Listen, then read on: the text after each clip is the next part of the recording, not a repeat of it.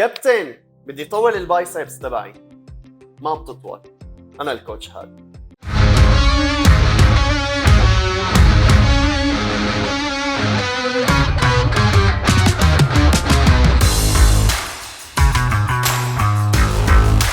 احد اللاعبين اللي عندي بالجيم اجى لعندي قال لي كوتش، انا على بالي طول البايسبس تبعي، فشو العب لها تمارين؟ هل العب على المستند ولا العب لها تمرين المطرقه؟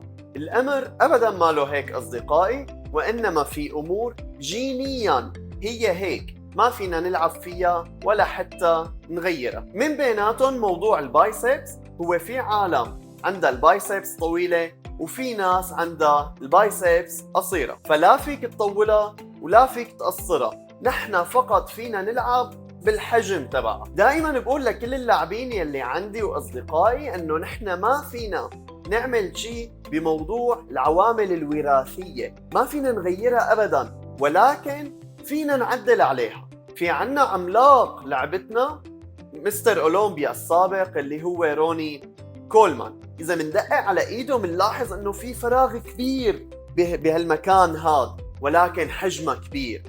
فإذا كان فينا نطول أو نقصر البايسبس، فكان روني كولمان هو الأولى إنه يطول البايسبس تبعه.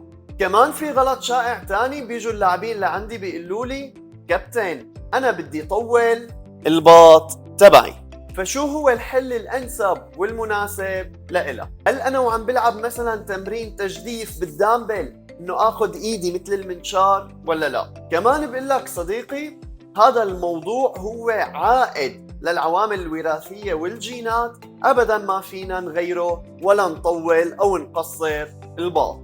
كمان دليل على هذا الكلام، هو لاعب محترف، هو عملاق أحجامه العضلية هائلة، ما صار له زمان معتزل، هو بطل اسمه دينيس جيمس. هو بطل أحجامه العضلية هائلة، ولكن باطه قصير بس عريض. فكمان لو حدا بيحسن يطول أو يقصر باطه، فكان البطل دينيس جيمس هو يلي طول باطه. ففي شغلات عنا بجسمنا موجودة بالجينات ما فينا نساوي فيها أي شيء، ولكن الرياضة كل ما هنالك أنه هي بتحسن بتجمل، أما أنه نغير أو نلغي أي شيء مخلوق عليه الإنسان، فهذا الموضوع هو خارج إرادة البشر. دائما بتمنى لكم معي كل الفائدة أصدقائي. هذا كان كل شيء لليوم، استنوني الأسبوع المقبل بحلقة جديدة للإجابة على أسئلتكم واستفساراتكم.